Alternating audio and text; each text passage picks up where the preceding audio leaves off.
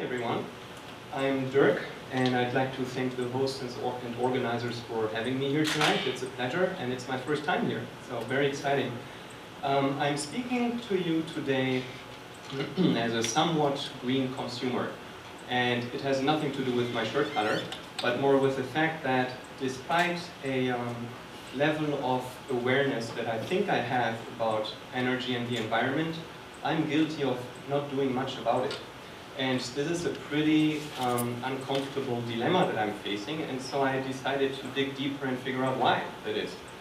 So what I decided to do is that although there are a bunch of resources online about what you can do to improve your energy efficiency and be more environmentally friendly, I wanted to dig a little bit deeper and really understand what's going on in my own energy life and what are some of the very, very targeted things that I can do to make a positive difference. And so I went on this data discovery journey a couple of months ago and started tracking electricity, gas, and energy from flying and driving at my household level. And so my household is my wife and I in a single family home in San Francisco, and we track our personal energy consumption. So the commute is in there, but not business travel. Where am I at? I have data that goes back to early 2007, and just a couple of weeks ago we installed an energy monitor at home, which starts showing some of the granularity that I was hoping to get, but to be frank, we're just scratching the surface. I will show you what we got though. So the goal of the whole exercise is to understand what's going on in our lives, like I said earlier, make some positive changes, but also enabling others to do the same, hopefully by providing automated tools that help them do the tracking, not in a manual way like we are, but more in an automated fashion. So let's have a look at gas first. We spent almost $1,000 on natural gas per year, which I think is a lot. And on this chart you see our monthly gas payments, and the thin line actually represents the average outside temperature for our zip code. And interestingly enough, you see a correlation. When it's hot outside, we use less gas. What's also interesting is if you start mapping some of the things that have been going on in our household, you do see we're away, so we don't heat, which is a good thing. I start working from home and bake a lot of pizza, so I do burn more gas. And what's a little bit disappointing is that we insulated our home last year, so we did duct sealing and insulated the attic and weather stripping. We don't see an impact here though, which could have to do with the fact that at least I felt we had a cold summer and winter, and also it overlaps with my pizza making, so I can't really distinguish the two. I won't stop making pizza, but hopefully in the next couple of years we'll see some positive impact. Talking about electricity, we're paying less, $377 on average per year, and here's what that looks like. This time the thin line represents how long the days are. So what's interesting about this here is that unlike for the gas analysis, you don't see seasonality, and it doesn't even matter so much whether we're at home or not, which is kind of alarming. So now that we have the energy monitor, we are starting to see which circuits at home are consuming most energy versus others, and I'm also trying to get down to the appliance level. But I'm really just starting. What I can say though today is that yes, the kitchen and the living room consume quite a bit of electricity, but so does the garage. So I won't tell you what goes on in our basement, but in the garage we do have a pretty energy inefficient furnace that uses a lot of standby power even when we're on holiday, and I didn't know that.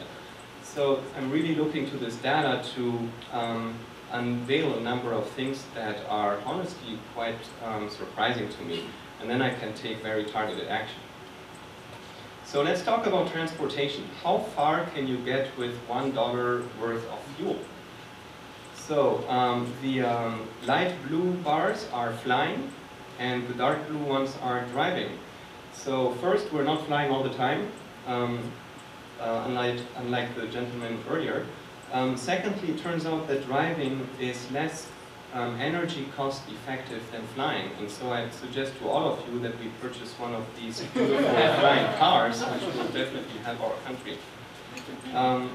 Another interesting layer of information is another household event. We bought a Prius, and you can see a clear impact there. So driving now is more fuel cost effective.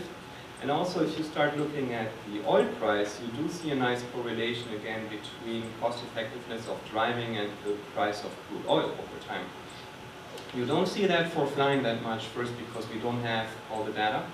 And then also, even if we had, I think airlines tend to buy fuel using hedge contracts, and so they limit their exposure to price fluctuations, so it wouldn't be very meaningful anyway. So I thought the driving patterns were quite interesting though.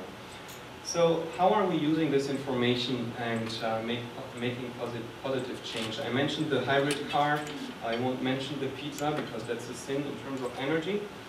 Insulation has been a little disappointing. Some other things that we're looking at, and there are certainly many more, are a new furnace, a new fridge, smart switches to eliminate vampire loads, and also potentially a solar power installation.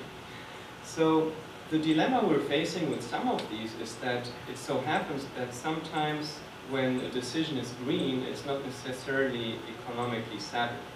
And that's the dilemma that we all face. But we're never going to solve it without knowing the data, right?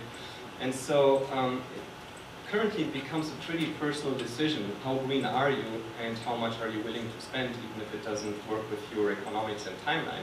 In our case, I would probably consider the new furnace, although it won't break even before it dies. That's just out of principle. Not the fridge though, definitely.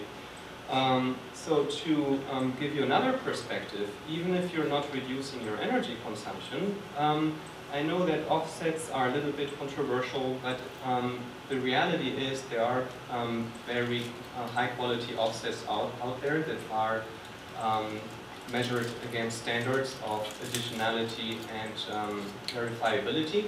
And it turns out that some of them are extremely cheap. If you compare these light blue areas to the dark blue ones, this is how much more it would cost you to offset your emissions in these categories. So I think it's not a lot for me, and I'm going to start doing this.